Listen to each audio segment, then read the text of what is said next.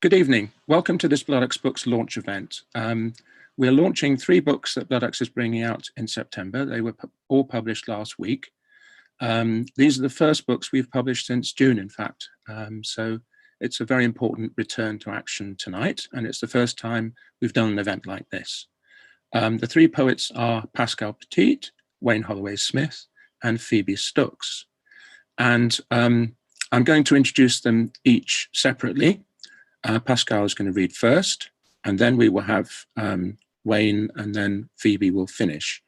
And at the end, we'll be able to do a Q&A. You can feed your questions into the chat on YouTube, and I'll be looking at them and picking them up, and then I can try and field them at the end. So without any further ado, Pascale Petit is going to be reading from her new collection, Tiger Girl. It's been shortlisted for the Forward Prize, and it's her 8th collection and her 2nd from Bloodaxe, following Mamma Amazonica, published in 2017, which won the Royal Society of Literature's Ondaatje Prize, the first time a poetry book has won this prize for a work of fiction, non-fiction, or poetry best evoking the spirit of a place. And it's also shortlisted for the inaugural Laurel Prize. 4 of her earlier collections were shortlisted for the T.S. Eliot Prize. Tiger Girl marks a shift from the Amazonian rainforests of her previous work to explore her mother's Indian heritage and the fauna and flora of subcontinental jungles. The Tiger Girl of the title is her grandmother, with her tales of wild tigers, but she's also the endangered predators Pascale encountered in central India. In exuberant and tender eco-poems, the saving grace of love in an otherwise bleak childhood is celebrated through spellbinding visions of nature, alongside haunting images of poaching and species extinction. So I'd like to introduce Pascale, and she will read for about 15 minutes and talk about her book, and then I'll return and introduce our next reader, who will be Wayne. So please, would you welcome Pascale Petit? Hello. Thank you for that introduction, Neil. Can everyone hear me? It's really lovely to launch Tiger Girl along with Phoebe and Wayne.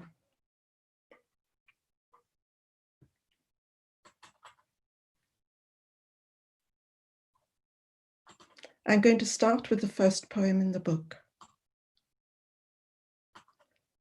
Her Gypsy Clothes. I used to wonder why my grandmother stared so hard into the fire, even after I found the cardboard box at the back of the coal house and drew out of it flame, chili, emerald, sequin sparks, embroidered mirrors orbiting wraparound skirts, shawls trimmed with seed pearls, silver bangles like Saturn's rings. Her embarrassment when she caught me trying them on and explained they were her gypsy rags to tell fortunes at fairs. Only at her funeral did the story come out, her birth in Rajasthan to her father's maid. I think now of my great-grandmother dancing for her master's guests, grateful to have her baby brought up as his wife's. I think of the coal grease, black dust, and memories that burn slow as anthracite. How some colours don't fade, however deep they're buried. How even a dowry of rags, smouldering in a box, can flare in a winter grate. And how, to own the country of her birth, a woman might have to wear a fire.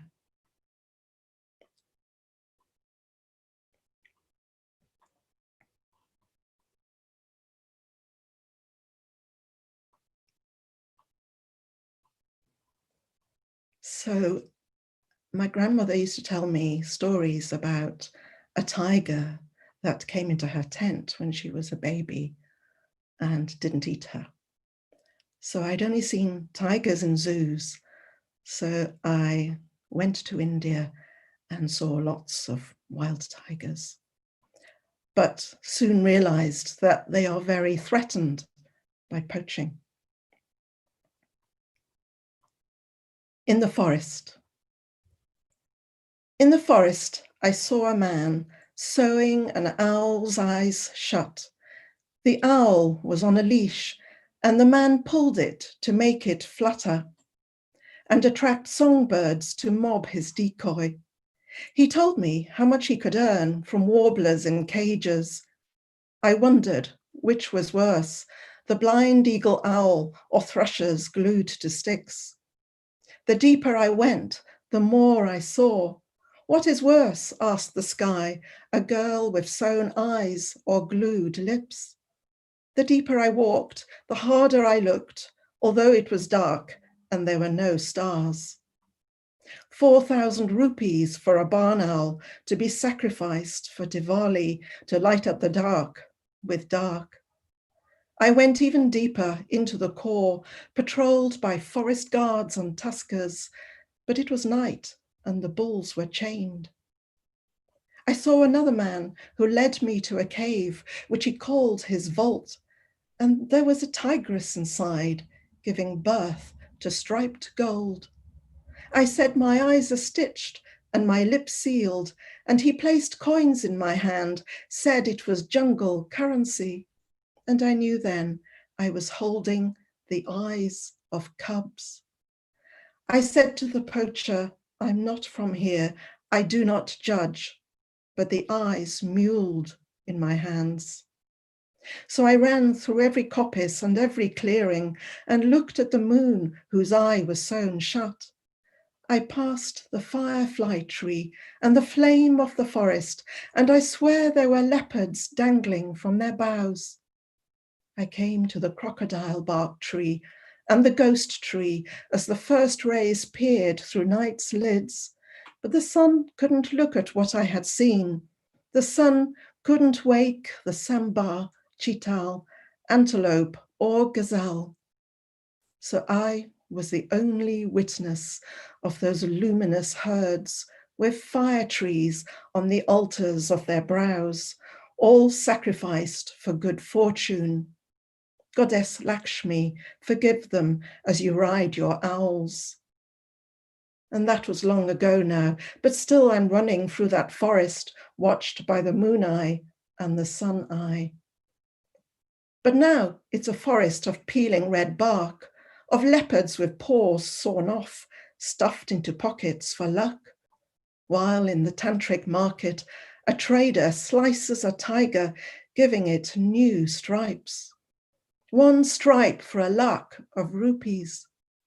I run through thickets of dust trees until I reach the realm of the sloth bear, where a cub clings to his electrocuted mother. And here I find a man laughing as he hooks a cane for the cub's nose and teaches him to dance.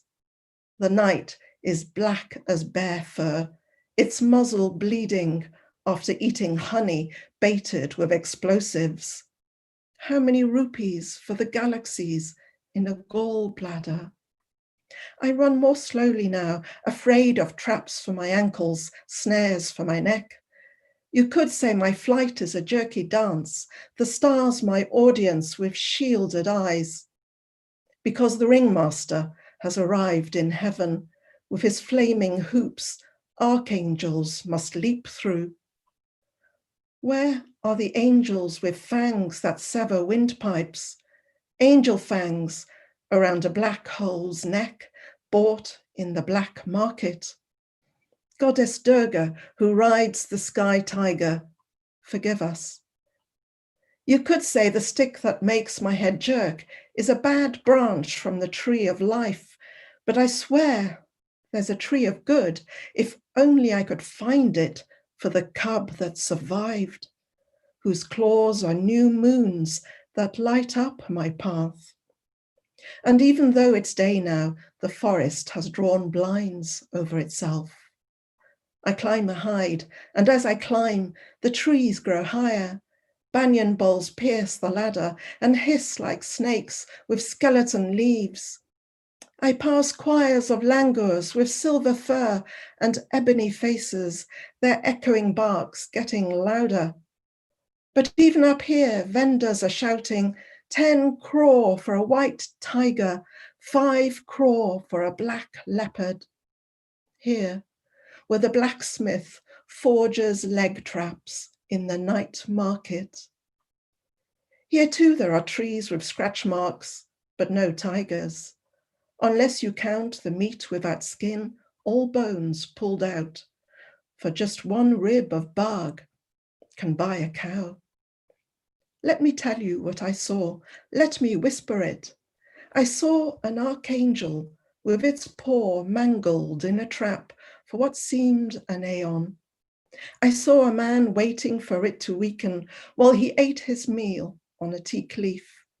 And when he had finished, I saw him whittle a stick, and when the archangel was too weak to move, he jabbed his stick into its mouth so no one would hear its music. I saw him pick up a branch and batter the spine, and I knew then that the branch was from the tree of secrets.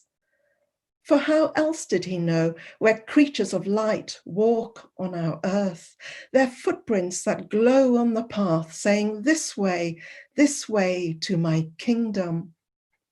Then the man got out his skinning knife. Half an hour it took him to flay the hide intact with its arabesques of bulldozed gardens. If it were possible to remake the creature from its pelt, I would do it. But the man sold the pelt because his family was hungry. And I vowed then never to eat again. I descended the spiral ladder, and with bamboo thorns and plant fiber, I sewed my eyes shut. And with resin from the tree of love, I glued my lips.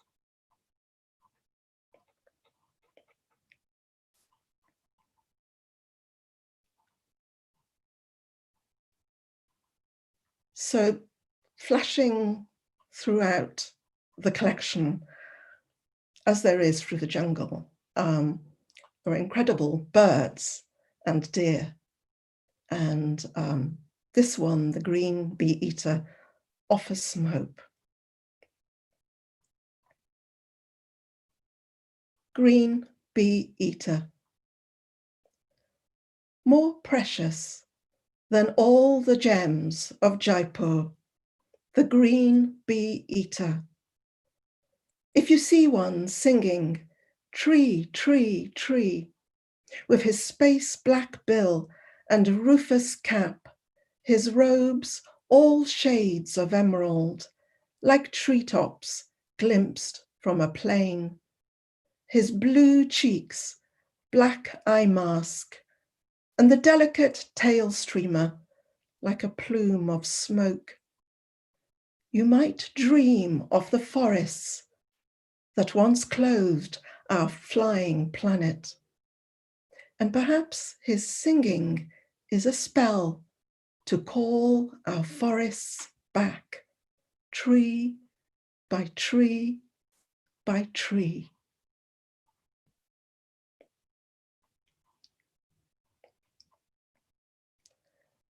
So my grandmother really was the person who brought me up, and I lived with her for 9 years of my childhood, even 2 years as a baby. But when I was 13, I had to go back to my mother. And this poem is about that. And the Jungle Owlette, which I saw in Bandhavgarh National Park in Madhya Pradesh. Jungle Owlette. What you didn't tell me is how poachers cut off their claws and break bones in one wing so they can't perch or fly. that their eyes are sold as pujas, boiled in broth, so herdsmen can see in the dark. You didn't say how sorcerers keep their skulls, their barred feathers, their livers and hearts, or how they drink their blood and tears.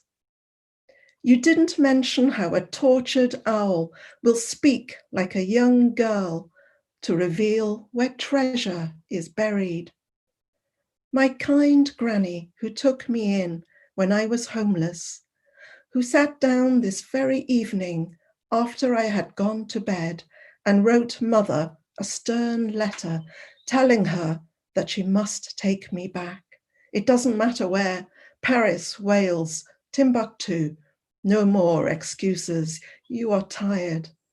And here your slanted writing is almost illegible. But what I think it says is that you cannot look after a teenage owlet. You use your favorite pet name. I've never spoken of this before. I call it up my gullet from the pit at the bottom of my 13th year, along with my crushed bones, my stolen blood, and I spit it out through my torn off beak in language that passes for human.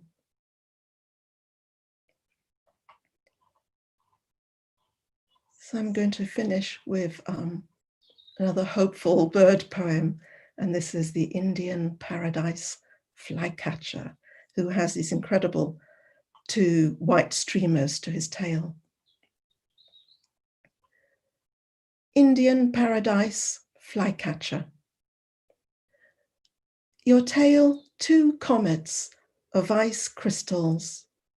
Your face a night blue sheen, as if dipped in starlight. Your wings snowdrifts from a past climate. You descend in a heat haze, and when you dip into a pool, you're a pen sky writing on a mirror, a flick of flakes melting, a jet's contrails telling us about a sun fueled by frost.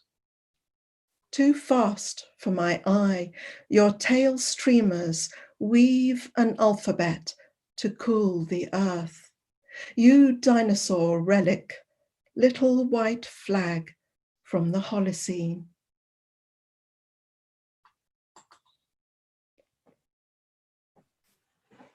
Thank you, Pascale. Thank you very much for that powerful reading. I'd now like to introduce Wayne-Holloway-Smith. His second collection we're launching, Love Minus Love, is an emotionally intense exploration of a fragmented personal universe.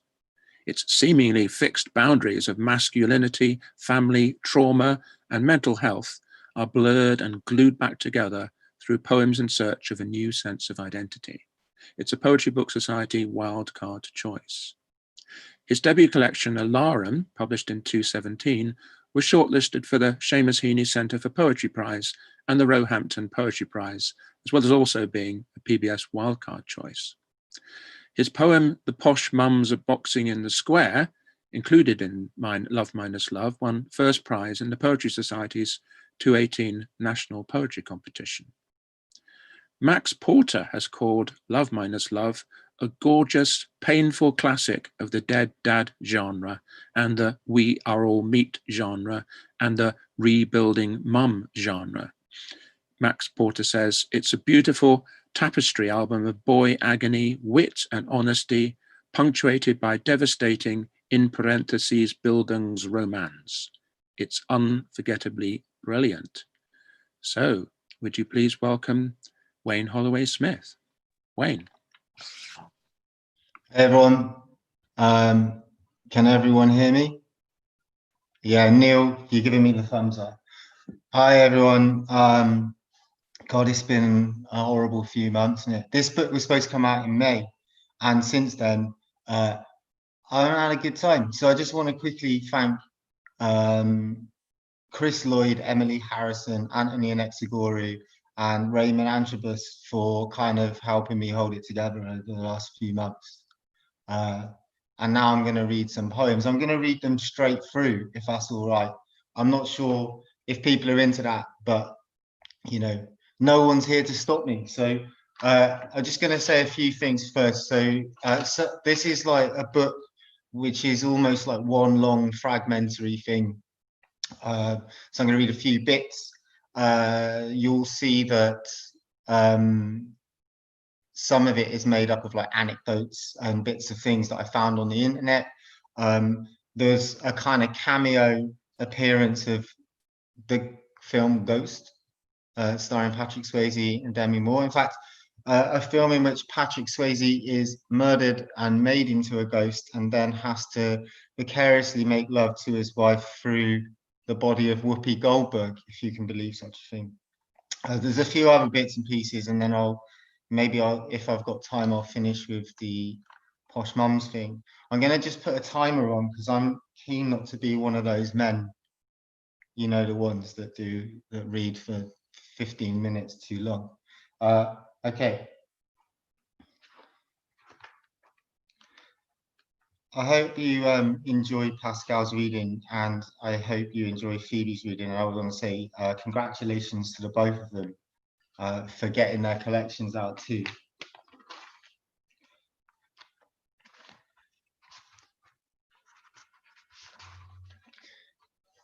One story goes, a man on his lunch break was hit by a falling baby falling from a very high window of the building the man was passing on his lunch break. The man saved the baby's life, accidentally getting landed on.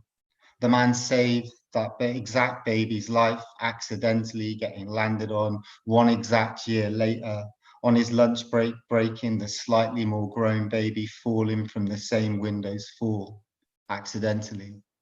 The man's name is Joseph Figlock. What is sad is the realization this baby could literally mean anything, but doesn't. It does not. What I don't know is whether that baby, a toddler by now, has fallen a third time, whether he's falling still and at this moment crying out, where is Joseph Figlock?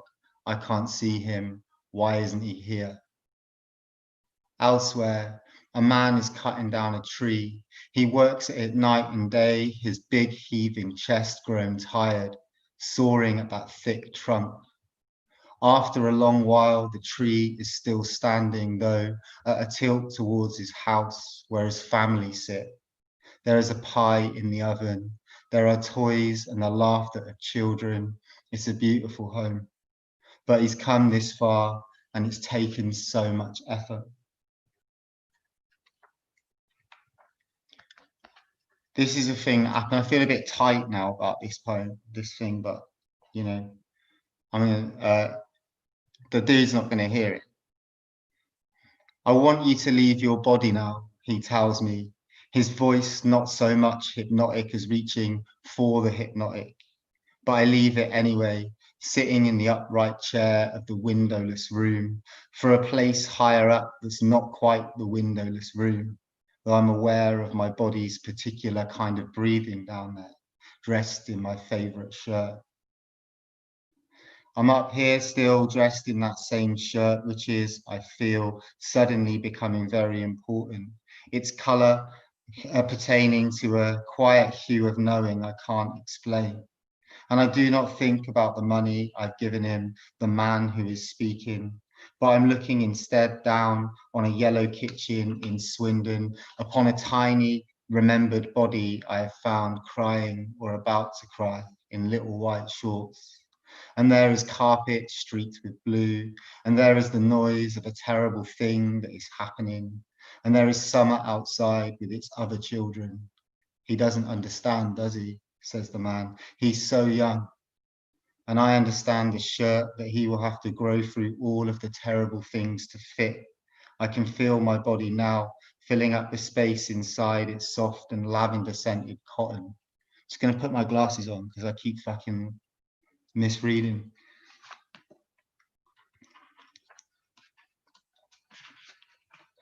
Here's your mother. She is Patti Smith and gazes hungry in November in 1969 in Manhattan in the Horn and Harder automat upon a sandwich, in a vending machine, behind its glass with one less dime in her hand than she needs. Just then, your dad appears dressed as Allen Ginsberg, buys her the sandwich, and now she has to sit and listen to him talk about Walt Whitman for the rest of her life. But instead of talking about Walt Whitman, he is silent. Suddenly, they're both rotated 90 degrees to the left, and instead of an automat, there are only armchairs, a carpeted living room, a TV.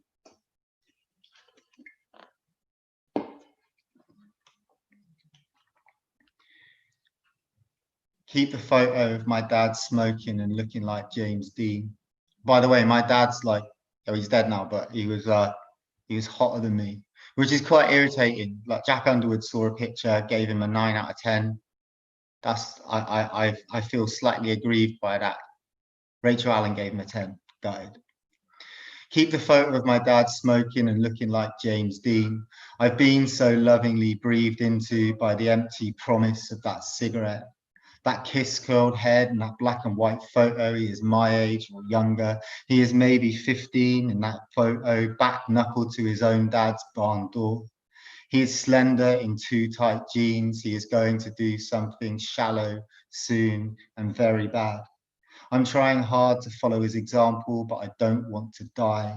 Can't seem to lift a heavy thing or get into fights past the lighter. I just like smoking and watching TV. Silent, like his photo in his eulogy, they said he loved beef, always beef in his sandwiches. His hair is receding. He is being very attractive in his photo. He's going to do something very soon. He is gone. It's already done. Here's your mother. She is sleeping, dressed in ostentatious pink, in the passenger seat of a brown beige Vauxhall Cavalier. Her hair done, perfect, curated, the windows done up tight, the exhaust fumes of your father gently filling up the car.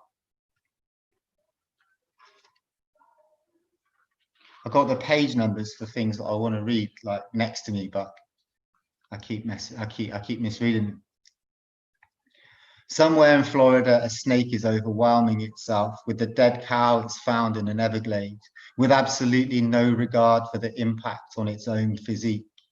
It's walking its unfused jaws all over the thing, digesting before it's even finished eating. Those salivary glands are working like a motherfucker, that spine and body.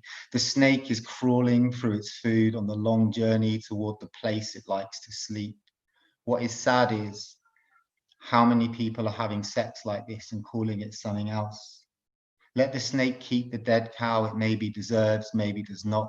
What's important is somewhere, one of the things you think you don't deserve is happening to someone else, where you are unpacking all of your failed relationships into a small glass jar. What is sad is I wrote your name all over my jeans. Keep the jeans, keep the 3-meat sandwich we ate, the rap song we made together in a bedroom at your house, then mine, with our parents getting drunk downstairs and despising each other. Keep the elderly woman we both wanted to be on her bike, riding a bike, no hands. Keep the elderly woman we saw cold and knocked down in the street, circled by an ambulance and an ambulance. Everything zooming out and away from her. Keep the touching we did when we touched our boy bodies in out of the way places, in places that were out of the way. Keep those, David. Keep your alcoholic mum who left her family to live on the streets. Keep the children who hate her now. The husband who did the washing up but also slapped her in the face sometimes. I'm sorry nothing changed. Keep the woman, throw away the husband. Keep my own scar on my upper lip, the weight loss, meat-based, accelerating into the future.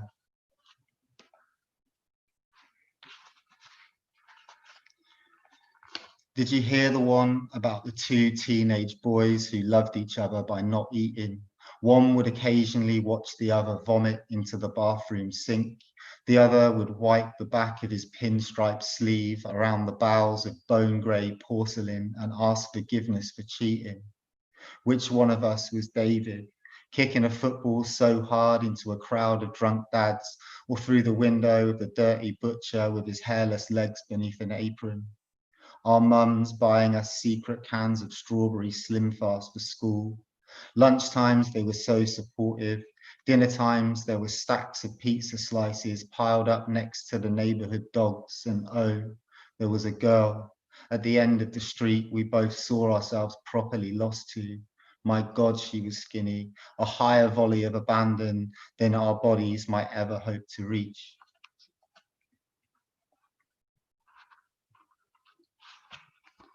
There's some girls outside that are going absolutely wild at the moment, like screaming, shouting. I think there's some kind of fight. That I think maybe they just can't get access to this YouTube reading, and it's driving them around the bend. Sundays, he cuts first his Yorkshire pudding. I cut first my Yorkshire pudding. She stands in the kitchen smoking. Later, he will say an unkind thing. The whole of the world is arranged around our television set. Later, I will step over his drunk, white and out of work body. Sundays, she stands in the kitchen tenderizing a cow. The cow, of course, is dead and wrapped up in cling film. He stopped years ago cleaning his teeth. Years ago, he put his toothbrush away and turned his back on the bathroom sink for good. I cut first my Yorkshire pudding. She wears her endless wedding ring, removes her wedding ring to do the washing up alone. Later, he will say an unkind thing. I will step over his drunk, white and out of work body. The cow, of course, is dead. The cow is covered in gravy now. There are also peas. Sundays, there was a tooth on his pillow, which he hid. He hid it. The whole of the world is arranged around that tooth now in hiding or the gaps in his mouth. Later, she will do the washing up, take off her ring. Later, he will say an unkind thing. There are also peas. The television set is speaking to the room. The room is silent. I cut first my Yorkshire pudding. Again, I am zipped up and frantic with fear. The cow, of course, is dead. Honey glazed potatoes. The protection of a cup final kids match on Sunday, ruined by a football smashed against a crossbar. My teammates, their parents all despoiling in the sad, horrible sun. My dad, I'm sorry, I suddenly turned on him and chinned the fucker. Just checking the time. Okay, so 2 more. In the morning, all of her pain is trying to happen at the top of its voice. Drivers shutting off engines at the bus stop, hanging out their cracked open doors, blue jackets. This woman, too old to be my mother, or she's not. Too dressed in a felt hat and cashmere, or she isn't. Traffic is backing up along the road now, a small then big crowd making itself up around her body. And she's reaching her fingers right down inside herself to pull it all up for everyone to see. A botched magic trick, flowers stuck inside her throat. There are things like this I'm worried I can't stop. A static black cab's engine like a drum roll. Absolute sadness I cannot prevent. An enormous wrench, and she comes up empty, nothing. But her palms are on her knees and she's slow, dry heaving. This woman does not have my mother's mouth, or she does. All of her pain is trying to happen at the top of its voice, a botched magic trick. Meanwhile, rabbits growing out the eyes of a child and the woman holding its hand. Fistfuls of rabbits, white and black fur bloating in everyone. But the mother must be noble and her agony redemptive, with the suffering of the whole world etched on her face. The posh mums are boxing in the square, roughing each other up in a nice way. This is not the world into which I was born, so I'm changing it. I'm sinking deep into the past and dressing my own mum in their blue spandexes, svelte black stripes from hip to hem, and husbands with better dispositions toward kindness, or at least I'm giving her new lungs. I'm giving her a best friend with no problems and both of them pads, some gloves to go at each other with in a nice way.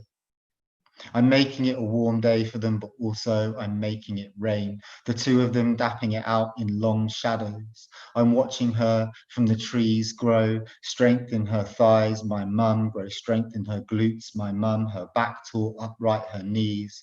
I'm watching her grow, no bad thing in her stomach, no tumor. Her feet do not hurt to touch, my mum, she is hopping. Sinews are happening. Wiry arms developing their full reach, no bad thing explodes. Sweat and not gradual death, I'm cheering, no thing in her stomach, no alcohol, no cigarettes with their crotonaldehyde, let my dad keep those, no removal of her womb. And I'm cheering her on in better condition, cheering she's learning to fight for her own body in spandex, her new life. And though there is no beef between them, if her friend is gaining the upper hand, I will call out from the trees her name, Christine. And when she turns, as turns she must, my mum, in the nicest possible way, can slug her right in the gut. Thanks for listening. And I hope you enjoy Phoebe. Have a good night. Thank you, Wayne. The second of our stunning readings tonight. Not sure whether I can be heard at the moment. This is still an experiment for us to try to do events this way. Are you all unmuted? Are you all muted, my poets? Right. Good. Now, Phoebe Stooks has been a winner of the Foyle Young Poets Award 4 times and is a former Barbican Young Poet and Ledbury Poetry Festival Young Poet in Residence. Her debut pamphlet, Gin and Tonic, was shortlisted for the Michael Marks Award in 2017, and she won an Eric Gregory Award last year. And she is launching tonight her first collection, Platinum Blonde. Whether wildly or wryly funny, each poem presents an episode in the up and down life of the wisecracking party girl. On the surface, this is a world of dance floors and bathrooms, glitter and girls, love and disappointment. But beneath the laughter and antics, these are self-questioning poems. Poems about self-belief, self-image, vulnerability and insecurity, loneliness, trauma and survival. Kim Adonisio has said that the poems in Platinum Blonde are vulnerable, performative, and ardently female. She says, Stooks deftly balances violence and wit, self-consciousness and panache. She can turn a sentence on a dime. Get yourself a bottle of gin, some photos of your exes, and settle into a velvet chaise longue to read. You're going to love this book, and I hope you all love this reading by Phoebe Stooks. Phoebe. Hello. Can everyone hear me? Great. I'm so thrilled to be here with Wayne and Pascale doing this tonight. I thought I was going to have to do something alone, but it's so much fun to be here with 2 poets and then for them to be such great poets as Wayne and Pascale as an added bonus. I might do a Wayne and just read them all the way through, but I also might give you some facts about Veronica Lake, who's on the cover and who I don't have any poems about. Bleach. I liked the blonde, but it was too powerful. I had to grow it out. My head was a hot white coal in the night. Men loved me too much. They followed me on foot or in their slick cars at a slow pace, saying nothing. I could hear the slow grind of their wheels or their heavy footsteps out of tune with the timbre of my stilettos. I wasn't wearing stilettos, but I think you will imagine that I was.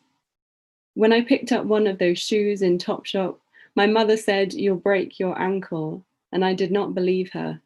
She said, "You'll come unstuck," and I did. These days, I keep my feet firmly laced to the earth in trainers. I'm always ready to run. Carrie. Have you ever seen a woman in a plastic tiara throw up? I have been her, dressed up as Carrie. Straight men and dogs were licking the fake blood from my arms. I think it was the man with his face painted up as a skeleton who spiked my gin and tonic. He could have wrapped his hand around my upper arm as I unlocked my door. I try not to imagine anything. I go where I please, but I'm being hunted. I'm running as fast as I can to the end of this year. The new one trawls in like a married man, and his shadow eats mine on the pavement. Veronica Lake apparently was so influential that during World War II, she had to start pinning her hair up so women's hair wouldn't get caught in the factory machines. And when she started doing this, accidents went down by 23%. I learned that today. Supermoon. Life is full of nightmares that are enormous and dark like whales. Sometimes it's like standing at the side of the highway doing nothing. Others, it's like dodging speeding trucks. I get older, but I still get everything wrong. I still trip on my shoes and take pills I find in the carpet. I think everyone I've slept with is precious and important. I want to call them all up and hold them against my chest like a bundle of daffodils. It takes a serious heft of my self-control not to run through the streets barefoot every day or walk into the ocean and let her take me. This is how I want to die, in a boat, on fire, while Billie Holiday crawls out of a speaker. I want everyone to be watching.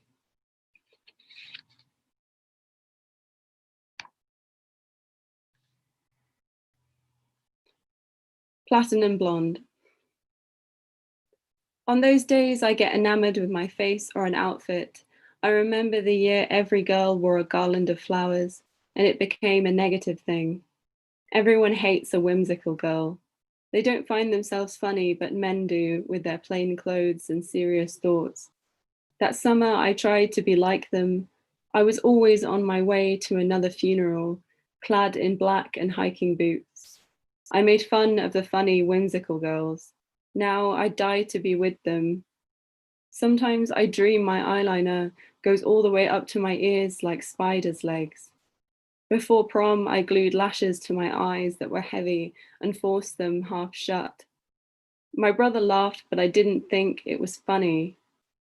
The last time my heart broke, I bleached my hair and sat in the salon chair with my scalp blistering like guilt. That night I slept alone on an empty living room floor. I can laugh about it now, but I don't think it was funny. Wayne was talking about there being a girl fight, and I actually have a poem about a girl fight, actually. They're very terrifying to witness if you've ever seen a girl fight. You've stared in the face of chaos. And that's why I wrote this poem called Bad Girls Club. How could you really know yourself if you've never had that fake hair extension ripped from the back of your head in the car park of the big Tesco, sometime in the spring of 2010, the scrap of synthetic lace in your thighs, already stained with blood, already too fat for your cut-offs, and a girl called Jessie, the most frightening and gorgeous being you had ever seen.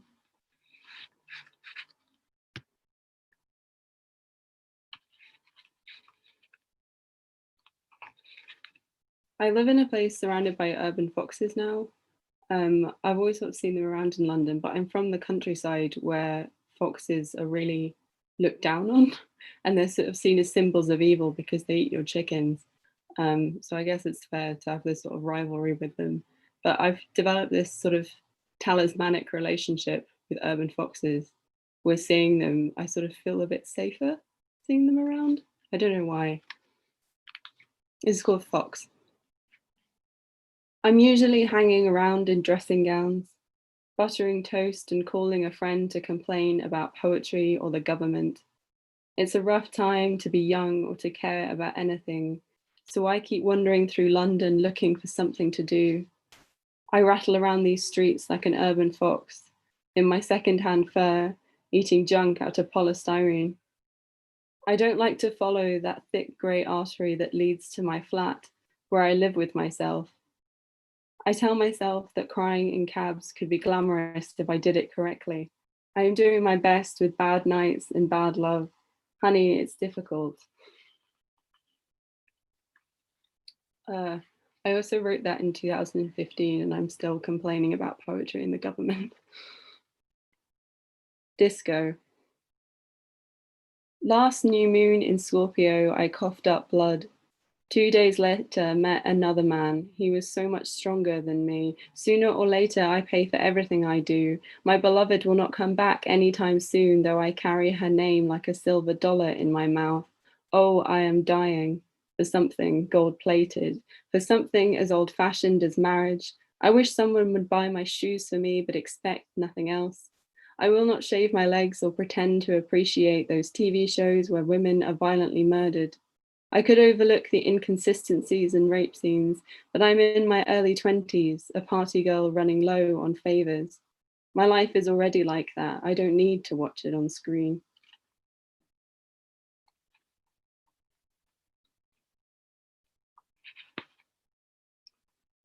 Lost my poem again.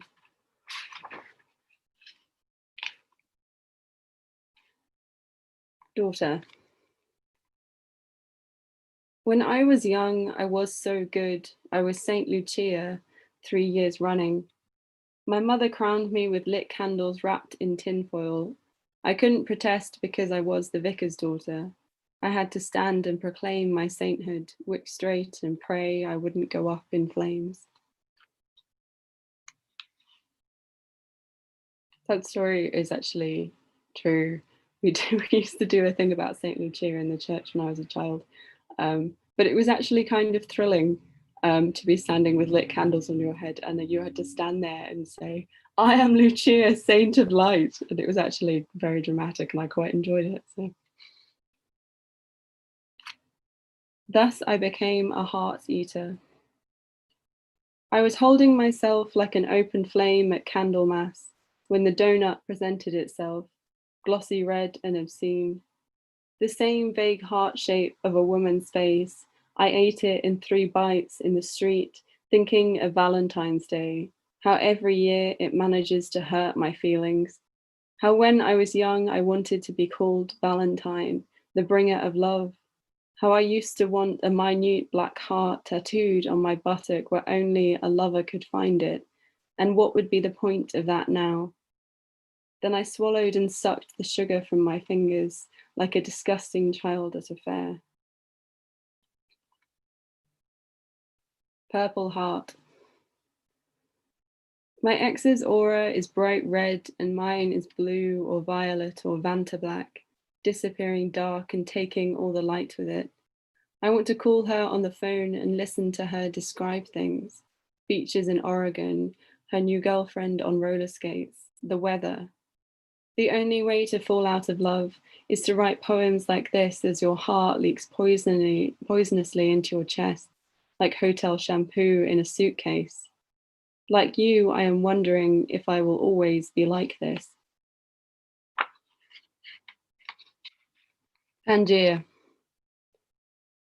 Always breaking up, just broke up with someone, broken up about it in pieces, heartbroken. Who did it? I'll kick their teeth in. Yes, I am broken, heart aching, cutting myself, trying to pick it up.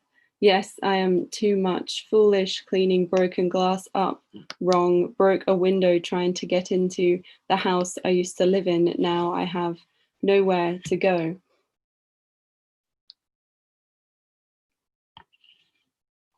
Poem in which I leave and don't come back. What do I do without you? Love, I go to work. I let the hole you made in my tights with your thumbnail grow out like mold. I fold napkins, mop chemicals into ampersands on the floor. The milk jugs are my favorite. They look like miniature birds, chirping against each other on the circular tray. Dropping them would be almost as bad as bursting into tears. I could break most of them in an instant. If you're a bird, then I'm one too. We can either mate for life or get sucked into a wind turbine. I think I'm probably just going to do a couple more, if that's okay. Confessional. Baby, you are not always as right as you think you are, but you know I must be very hard up to want love. In this economy of shop floors and polishing dinner knives, holding their excruciating heat in a dry cloth napkin in my chapped hands, in this climate of all my not inconsiderable emotions for no money, where all my blood can buy me a yellow silk skirt. Why would I ask the devil for love? Why am I trying to give away everything I have? Am I more religious than I thought? Should I go to Rome? Or worse, am I trying to disappear? Am I covering myself up with soil or strips of wallpaper?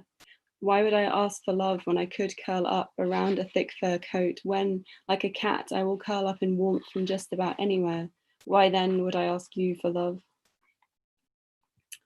This is one of the last poems in the collection. I started moving out of the emotional space of this book as I finished writing it, and now I feel very different. So it's very strange when people ask me questions about it, because I'm like, I can't remember what was going on. It can't have been great, but I got this out of it, so that's something. Is this thing on? I don't want to write about death anymore. I'm tired of always taking off my heels and crying on the steps outside the ballroom. I want to stuff the whole sky in my mouth like an Hermes scarf, like candy floss from a plastic bucket. I want to submissively drink the blood from your neck in the early evening. Gorgeous, I'm starving. Thank you so much for listening and tuning in, and to everybody for organising this. Thank you, Phoebe. Well, just to explain, we're actually in a kind of virtual space, and we can see each other, but we can't see the audience, obviously, and nor can we see the chat, but the chat is being fed to us by Jane Kemain of Nine Arches Press. And Jane has done a number of events like this, and I'd like to thank her for all the work she's done in helping set this up for us and trying to make it work. So if there have been any uncertainties between us and starting and finishing and all that, we're beginners on this, but I gather that the response to the work has been great. And as such, I hope you will all want to buy their books after the event. Phoebe has already shown you her book, Platinum Blonde. This is Pascale's book, Tiger Girl, and Wayne's book, Love Minus Love. There will be, on the chat line, there will be links to buy the books, or you can go to the Blood Axe Books website and you'll find them on the front page there, or you can go to the Eventbrite page and you'll find links for all the books there. And obviously this is a very difficult time for poets, not being able to do live launches. And so we'd really appreciate it, and so would the poets, if you could buy their books afterwards, buy all three. Wonderful books. So the first question that I've been passed is from Kevin Reed, who wants to know what the poets have been reading recently. Would any of you like to unmute yourselves and tell us what you've been reading that you'd like to recommend? I'll go. Okay. I'm reading Rachel Long's collection, which is fantastic. This is a great year for poetry, by the way. I want to say everybody's collections who've come out this year, I've been really impressed. And then I'm also reading Shirley Jackson because I live alone and I like to freak myself out. Wayne and Pascale, can you, if you are on mute, can you unmute yourselves? Yeah. Oh, Pascale, I can see you now. You're coming through. Yes, hello. Well, at the moment, I've been reading some collections that will appear, and one of them is by Dom Berry. So hopefully that should appear from Blood Axe next year. Yes, wonderful book. Yeah, and I'm completely wowed by it. So Rite of Passage, it's called. And I love Natalie Diaz's latest book. So Post-colonial love poem. yeah, yeah, that's fantastic. I loved her first, and I was really looking forward to this one. And David Morley's book, that's fantastic too. Fury, great title, Fury. So, and I'm really looking forward to getting Wayne's and Phoebe's books. That was Wayne, have you got any recommendations at the moment Uh, that you're reading? I've been reading Dispatch by Cameron Awkward Rich, which looks like that. I just ran to my bookshelf, and Pricks in the Tapestry by Jameson Fitzpatrick, which looks like that. Enjoying both of them, actually. I've been leaning into that American poetry recently, which is I tend to do quite a bit. Yeah, those are the two things that I've read over the last couple of days. And Phoebe's book turned up today, so Right, happy times. thank you. Well, our next question is from Aoife Lyle. Aoife is an Irish poet who lives in the Scottish Highlands, and as well as Blood Axe publishing Dom Berry next year, will be publishing Aoife's first collection. And her question to all three of you is, what brought you to poetry as your form of expression? Do you want to carry on, Wayne? Or have a think? Carry On Wayne sounds like the worst of all of the Carry On films, isn't it? I don't even know what would happen in that film. What brought me to poetry, I didn't think that it existed. I didn't think contemporary poetry existed. All of my friends were musicians and they got to wear cool clothes. And I didn't have any reason or qualification to wear cool clothes. So I thought I'll just be the only contemporary poet in the UK, basically. And then I went to a couple of evening classes and realized just how wildly inaccurate that was. And sort of started there. My friend kind of bought me a place on Roddy Lumsden's beginners course, and that's where I started. Phoebe or Pascale? Oh, I can speak to this. I had a similar thing where I'm not musical at all. Both my siblings are really talented musicians, and I really liked punk music, and I thought that was great, but I literally couldn't play a guitar or do anything or sing or do anything like that to save my life. But also my mum was my English teacher, and she always makes her kids do Follow Your Own Poets every year. And that was kind of how I started writing poetry. And then I got encouraged, which made a big difference, I think, because I really liked doing it and I felt great doing it. But I felt like finally I had something to do, kind of thing. But doing the experience of doing Follow Your Own Poets was what made me keep doing poetry, because you have so many wonderful people telling you that you're great, basically, which helped a lot. Did you also get a feeling of solidarity from being with other young poets of your age? Oh, for sure. I've made friends through Follow Your Own Poets that I'm still in contact with and who I still swap work with, which made a big difference, because I don't think I knew anybody else who liked poetry as much as I did where I was from as well. So I had and also thanks to the wonder of the internet as well, by that point, we were there's lots of Facebook messages from that era where we would send each other poems all the time. Yeah. Mm. Pascale, you started out as an artist, didn't you? Oh, you're on mute. We have to unmute you, Pascale. Yes. There I am. Yeah, so I'd been introduced to poetry in school, the Romantics and Keats. And Keats was my first love. I was insanely jealous of Fanny Brawne. But yeah, so I was in love with a dead guy.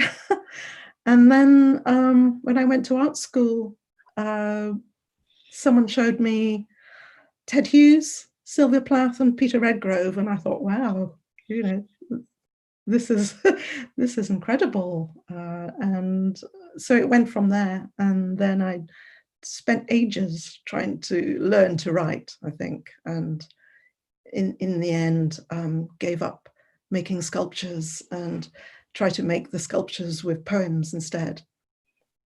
Okay, thank you. We've got a question now from Hannah Linden. Some of you have already talked about this a little. How has the experience of the last few months impacted on your poetry, writing and putting books out there? Anyone want to jump in on that? Oh, we can't hear you, Pascale. Sure. Oh, yeah. Pascale, go on. Sorry. Yeah. Well, I've been shielding, so I still haven't been to a shop or anything. So it's been really, really strange. And I'm still in shock of what's happening and still absorbing it. So I have not written a single poem during this time. I've been working on a novel that's kind of in the background. And yeah, it's just, I don't know what to make of it and what I'm going to write about it, you know. So I'm kind of hunting around for that. But Phoebe or Wayne, anything to add from yourself? I've hated the whole lockdown thing. Yeah. It's been awful, but I've done quite a bit of writing towards the start of it. Put out a kind of free pamphlet for people because everyone just kept saying on Twitter they were all like mad bored and stuff, and I was as well.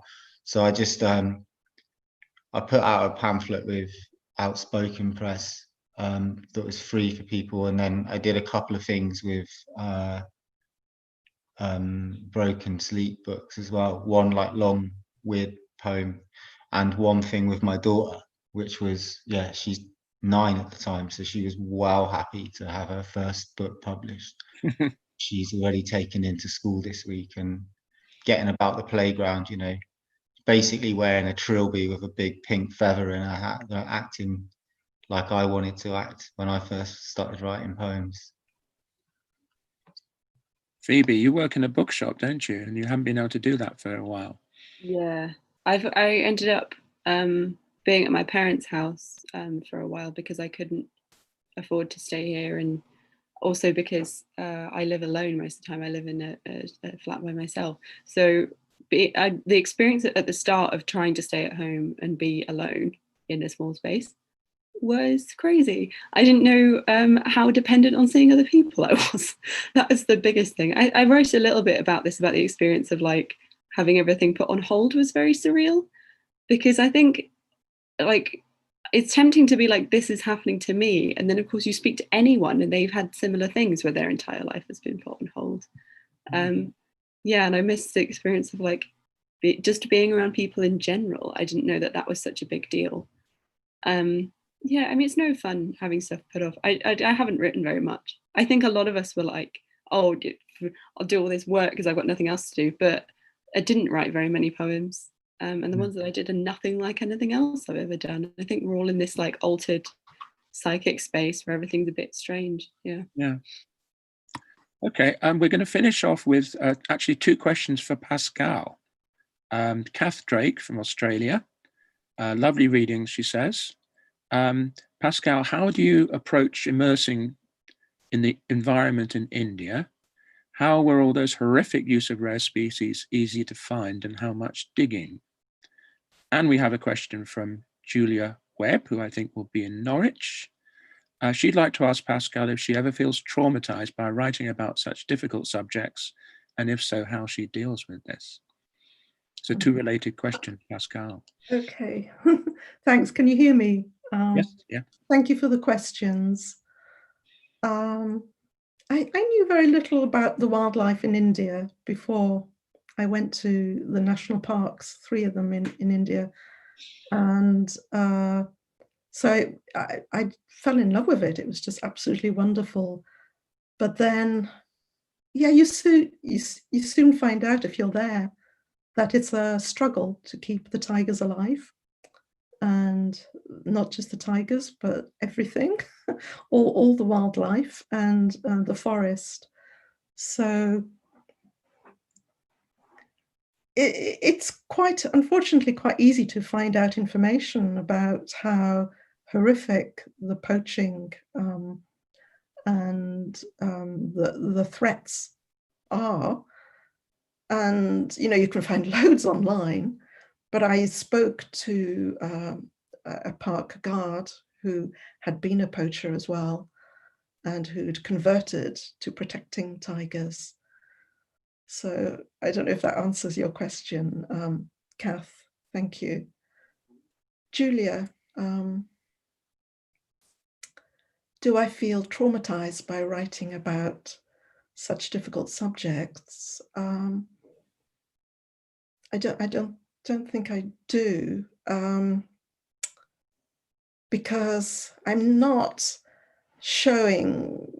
remaking the trauma as it happens in real life. I'm trying to somehow change it, and it might help to be more specific. For example, my long poem, In the Forest. That poem, I didn't think about it when I was writing it. It just kind of wrote itself, and I didn't even edit it. So sometimes, yeah, things just come out, and to me, there was something magical about it as well as horrific. So there's, the journey into the forest at night, and Blake lurking in the background with strange things going on. So I don't know if that answers that question, but thank you for it. Thank you, Pascale. So I'd like to thank all three poets for giving us this excellent reading tonight. I'd also like to thank Jane Kemain for shepherding the whole event and letting us set up a format which we hope will have reached everyone out there who's watching live on YouTube. I think we've had over 200 people with us tonight. So thank you very much for coming. And please don't forget to buy at least one book after the event. So thank you very much. And we'll applaud each other now. You'll just be able to hear me probably. And we're going to leave you now. But thank you very much for coming.